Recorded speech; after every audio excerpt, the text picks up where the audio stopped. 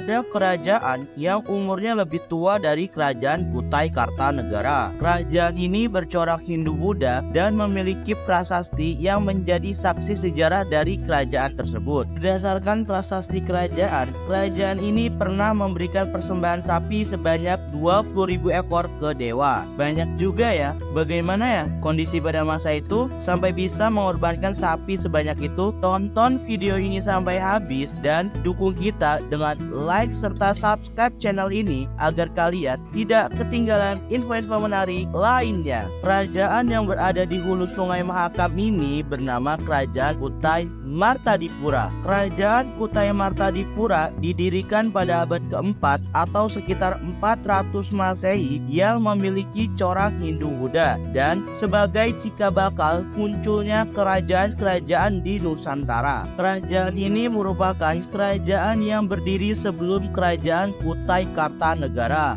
Sama dengan kerajaan Kutai Kartanegara, kerajaan Kutai Martadipura juga didirikan di Muara Kamat yang sekarang lebih dikenal dengan Kalimantan Timur. Lebih tepatnya, kerajaan ini berada di hulu Sungai Mahakam, salah satu sungai terkenal di Indonesia. Seperti yang disebutkan tadi, kerajaan ini bercorak Hindu-Buddha. Hal itu tidak lepas dari pengaruh kebudayaan India yang masuk ke Nusantara pada masa itu. Diawali dengan para pedagang India yang masuk ke Nusantara. Tidak hanya berdagang, para pedagang ini juga membawa kebudayaan asal negara mereka dan disebarkan ke seluruh Nusantara yang mereka singgahi. Sehingga hal itu mempengaruhi kebudayaan kerajaan-kerajaan yang berdiri di Indonesia seperti halnya kerajaan Kutai Martadipura ini. Letak kerajaan Kutai Martadipura memang tidak dekat dengan jalur perdagangan, tetapi kerajaan ini memiliki hubungan yang baik dengan India. Hal itu bisa dilihat dengan ditemukannya prasasti peninggalan kerajaan Martadipura yang menggunakan bahasa Sanskerta dan memakai huruf Pallawa. Nama prasasti tersebut adalah Prasasti Yupa. Buat yang belum tahu huruf Pallawa itu apa,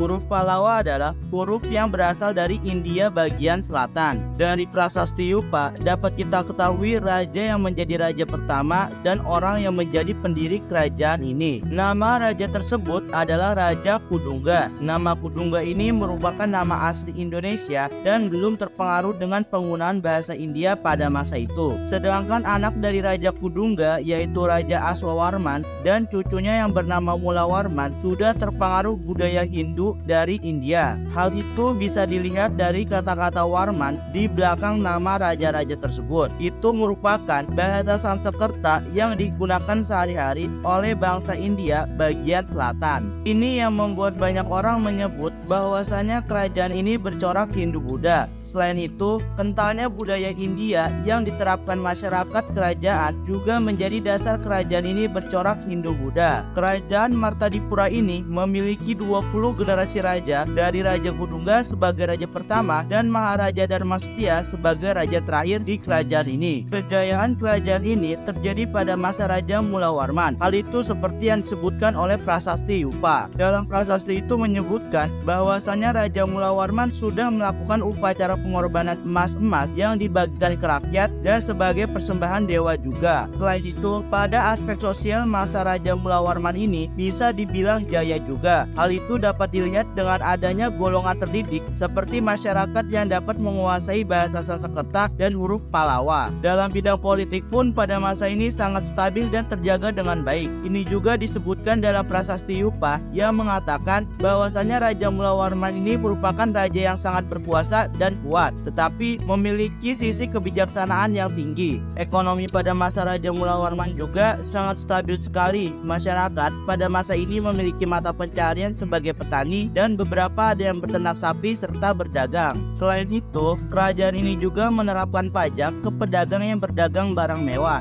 dan ini juga menjadi salah satu pemasukan untuk kerajaan ini. Keadaan ekonomi masa Raja Mulawarman ini terdapat di peninggalan secara tertulis Mulawarman yang menyebutkan bahwasanya raja ini pernah memberi persembahan sapi sebanyak 20.000 ekor untuk para Brahmana. Setelah masa pemerintahan Raja Mulawarman, kerajaan Kutai tidak menunjukkan tanda-tanda yang jelas. Kerajaan Kutai Martadipura pada akhirnya runtuh setelah ditaklukkan oleh Kesultanan Kutai yang memeluk Islam. Pada tahun 1635, raja terakhir kerajaan Kutai Martadipura yaitu Maharaja Dharmasetiya gugur di tangan Pangeran Sinung Panji Mandapa dari Kesultanan Kutai. Sejak saat itu, daerah kekuasaan Kerajaan Kutai Martadipura di bawah kekuasaan Kesultanan Kutai Kartanegara. Itulah kerajaan tertua di Indonesia. Memang semuanya tidak ada yang abadi, akan ada masanya masing-masing, seperti halnya Kerajaan Martadipura ini yang memiliki masa didirikannya, masa kejayaan, hingga masa keruntuhan. Tulis di kolom komentar kalau kalian memiliki fakta lagi tentang kerajaan ini. Dan terima kasih sudah menonton video ini sampai habis.